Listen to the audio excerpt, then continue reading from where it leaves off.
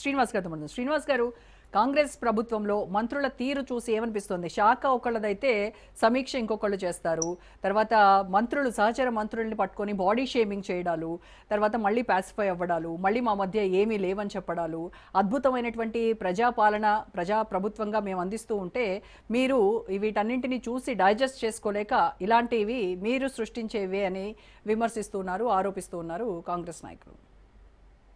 నమస్కారం మీకు, కో ప్యానలిస్ట్ అందరికి, ప్రేక్షకులందరూ కూడా. కాంగ్రెస్ పార్టీ గురించి కొట్లాటలు వైరుధ్యాలు లేవంటే ఆశ్చర్యపోవాలి, కానీ వైరుధ్యాలు లేకుండా ఉండేటువంటి కాంగ్రెస్ కల్చరే కాదు. కాంగ్రెస్ లో అదే వాళ్ళే గొప్పగా చెప్పుకుంటారు రోజా గారు.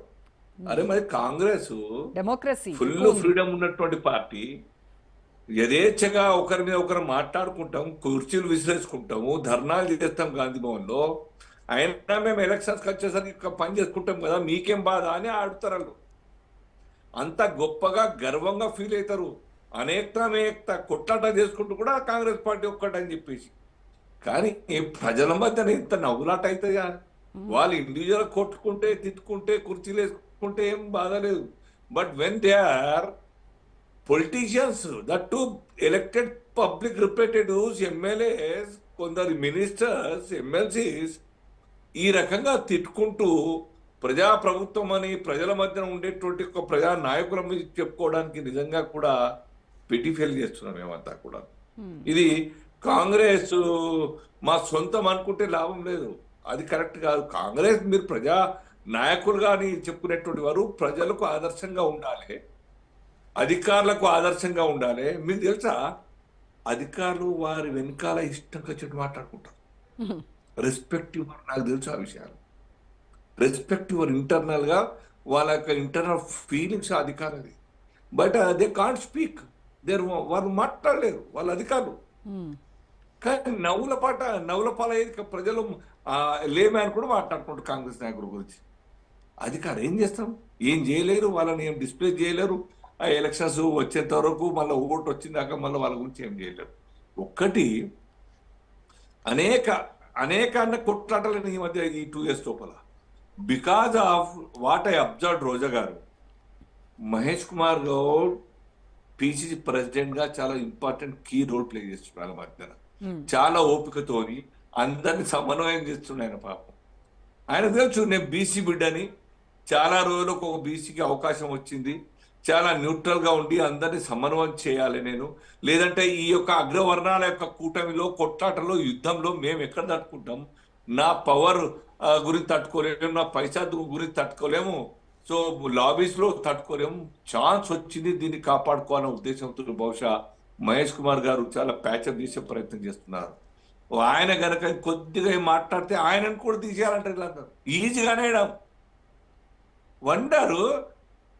కొట్లాటలు అయితే ప్యాచప్ అవుతారు, కాంప్రమైజ్ అయిపోయినట్టు మళ్ళీ బయటకు వచ్చి మాట్లాడతారు. మళ్ళీ రాజగోపాల్ మళ్ళీ పాట శురు చేసి పాట పాడడం ఇష్టంగా మాట్లాడతారు. అన్ని పార్టీల్లో కూడా ఈ రకంగా నేతల మధ్య విభేదాలు ఉంటేనే ఉన్నాయి కదా. బీఆర్ఎస్ లో ఇప్పుడు కాంగ్రెస్ వాళ్ళు విమర్శించేది అదే కదా. ఒక్క నిమిషం, బీఆర్ఎస్ లో కవిత ఎపిసోడ్ కావచ్చు బీఆర్ఎస్ లో, తర్వాత బీజేపీలో ఈటెల్ రాజేందర్ వర్సెస్ బండి సంజయ్ కావచ్చు, ఇవన్నీ జరుగుతూనే ఉన్నాయి కదా. అంటే మీ పార్టీలో జరిగితే ఒక లెక్క, కాంగ్రెస్ పార్టీలో జరిగేదాన్ని చూడండి. లేదు, బండి సంజయ్ గారు మరియు రాజేందర్ గారు వాళ్ళు ఒకరి మీద ఒకరు ఎక్కడ కూడా పేరెత్తి మాట్లాడలేదు. భలే కొద్దిగా జరిగింది, బట్ వెరీ మైనర్. ఆ ఒక్కరోజుతో ఒక గంట ప్రోగ్రామ్ కథం అయిపోయింది అది. But Congress has been in the field అన్నమాట. కంటిన్యూస్ గా చర్చల్లో వార్తలో ఉంటుంది. జగ్గారెడ్డి నుంచి పడితే అక్కడ కోమటిరెడ్డి బ్రదర్ దాకా, మహబూబ్నగర్ నుంచి పడితే ఆదిలాబాద్ దాకా ఉంటాయి. ఆదిలాబాద్ చూడలేదు మీరు? మొన్ననే కదా. ఈ రకంగా అవన్నీ ఉన్నాయి. ఎవ్రీ జిల్లాలో ఈ యొక్క కల్చర్ లేనిది వాళ్ళు కాంగ్రెస్ కాదు. ఇటువంటి కొట్టాటలు లేనిది కాంగ్రెస్ ఐకమత్యం అనే మాటకు అర్థం లేదు. అదే ఐకమత్యం వాళ్ళది. అనేకత కొట్టాటలు ఉండే మాలో ఆయన ఎలక్షన్ దాకా పంపకాలు మేమంతా ఒక్కటే. ఇవన్నీ కొట్టాటలు ఎందుకని తెలుసా? రేవంత్ రెడ్డి గారు చాలా చాకచక్యంగా వివరిస్తారు. ఒక్కొక్కసారి ఒక్కొక్క మంత్రికి కాంట్రాక్ట్ వాళ్లకు లబ్ధి పొందే విధంగా ఛాన్స్ ఇస్తున్నాడు. అందులో భాగంగానే భట్టి గారు నుంచి పడితే కోమటిరెడ్డి గారు, ఉత్తమ్ గారు తలా ఒక డిపార్ట్మెంట్ పంచుకుంటా ఉన్నారు అక్కడి నుంచి ఇక్కడ దాకా. ఆ యొక్క పొంగురెడ్డి శ్రీనివాసరెడ్డి నుంచి పడితే చూడండి, మీరు స్టడీ చేయండి. మీ యొక్క రీసెర్చ్ వింగ్ ఉంటుంది కదా, రాజ్ న్యూస్ రీసెర్చ్, న్యూట్రల్ గా ఎంక్వైరీ చేసేటువంటి మీ టీం మీది Raj News. You just enquiry into the matter. ఒక్కొక్క ఇష్యూ మీద ఒక్కొక్క పెత్తనం నడుస్తున్నది. Though that issue belonging to him or not, వారి యొక్క మినిస్ట్రీలో వస్తుందా కాదా అని కాదు, ఒక్కసారి ఒక్కొక్కరికి ఇస్తా ఉన్నారు. పెద్రికం కాంట్రాక్ట్ ఇప్పుడు మొన్న ఏం మాట్లాడారు ఉత్తమ్ కుమార్ రెడ్డి, గౌరవ దివంగత దామోదర్ రెడ్డి గారి యొక్క దినాలకు 1,00,000 కోట్లతో మేము ఇక్కడ సెకండ్ ప్రాజెక్ట్ చాలు చేస్తామని చెప్పినారు. పేరు వారికి గౌరవం ఇచ్చిన దామోదర్ రెడ్డి గారికి. ఏంది దాని అర్థం? ఇక మీరు ఎవ్వరు ఇన్వాల్వ్ కాకండి, ఈ డిపార్ట్మెంట్ నాది, ఈ యొక్క ఇష్యూ నాది, నేను చూసుకుంటా. 4th స్టేట్ ఒక్కోలు చూసుకుంటారు, ఇంకో స్టేట్ ఒక్కోలు చూసుకుంటారు. ఇవన్నీ కూడా గుర్తు చేస్తున్నారు ఒకరొకరు. అంటే బడ్జెట్ అలొకేట్ అయిందే ఆలస్యం, ఆ డిపార్ట్మెంట్ వాళ్ళు వాళ్ళకి అప్పచెప్తున్నారు, ఇంకెవరు ఇన్వాల్వ్ కాదు దాంట్లో. కాంట్రాక్టర్ ఒక విషయం చూడండి, మొన్న మధ్య జస్ట్ నాకు ఒక ఇన్ఫర్మేషన్ వచ్చింది, ఒక్క కాంట్రాక్ట్ 3,500 కోట్ల రూపాయలు చెల్లించినారు. అరే ఇక్కడ జీతాలకు పేమెంట్ లేవు, రిటైర్ అయినటువంటి ఎంప్లాయీస్ కి 3 సంవత్సరాలు 4 సంవత్సరాల నుంచి అసలు వాళ్ళ బెనిఫిట్స్ అంతా లేవు, మొత్తుకుంటారు, ఆత్మహత్య చేసుకుంటారు. వాళ్ళు ఎటు పోయారో తెలుస్తాయి, ఆచూకి తేలకుండా పోతున్నది. వాళ్లకు 50-60 లక్షలు ఒక్కొక్క కుటుంబానికి, బిడ్డల పెళ్లిళ్ళు, ఇల్లు కట్టుకోవడం సంపూర్ణంగా ఉంటాయి, బాకీలు, బంగారం కుదవబెట్టి ఇవన్నీ తీసుకోవాలంటే అప్పచెప్పాలంటే బాకీలు, వాళ్ళకు డబ్బులు ఇస్తలేరు. ఇవన్నీ కూడా ఖర్చులు, ఇష్టారాజ్యం ఖర్చులు ముందర పెట్టుకొని కమిషన్లు, వాళ్ళకి ఎంప్లాయీస్ కు పిఎఫ్ ఇస్తే ఏమొస్తాయి, వాళ్ళకు కమిషన్ ఏమొస్తాయి, వాళ్ళకి కమిషన్ ఇస్తుందా? అయినా ఎంప్లాయీస్ దగ్గర నుంచి కూడా నిన్ననే బహుశా మీటిఓ ఏటిఓ నేను అబ్జర్వ్ చేశాను, 20% దాకా కమిషన్ అడుగుతున్నారు. మేము ప్రూవ్ చేస్తాం 20% ఇవ్వని చెప్పేసి. ఇది నేను ఓపెన్ గా టీవీలో అడిగినారు మాకని చెప్పేసి ఒక రిటైర్డ్ ఎంప్లాయీస్ ఆఫీసర్ మాట్లాడిన. కాబట్టి వీళ్ళకన్నిటికీ ఇవన్నీ పట్టింపు లేదు.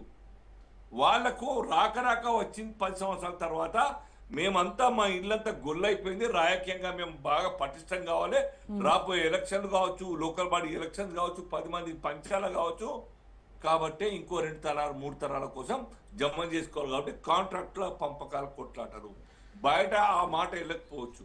పాపం మా తమ్ముడు లింగం యాదవ్ చాలా కోట్లు సంపాదించడమే ధ్యేయంగా పనిచేస్తున్నారంటారు మంత్రులు. చేస్తున్నాడు కానీ వాళ్ళ జేబులో కోట్లు ఉంటాయా, నోట్లు ఉంటాయా? లింగం యాదవ్ కావచ్చు, లేకుంటే ఆ యొక్క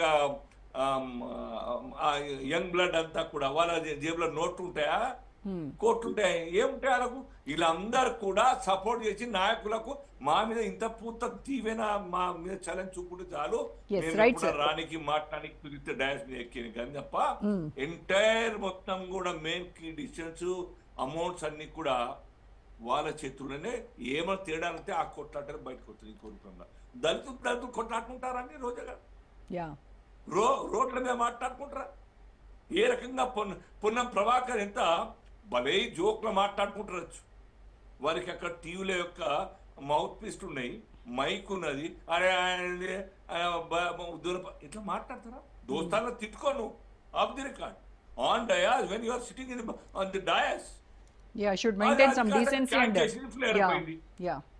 రైట్ అండి. రైట్ శ్రీనివాస్ గారు మళ్ళీ మాట్లాడతాను. సిన్సియర్ సజెషన్ చేస్తున్నా కాంగ్రెస్ పార్టీకి, బీ ప్రొఫెషనల్, బీ పొలైట్.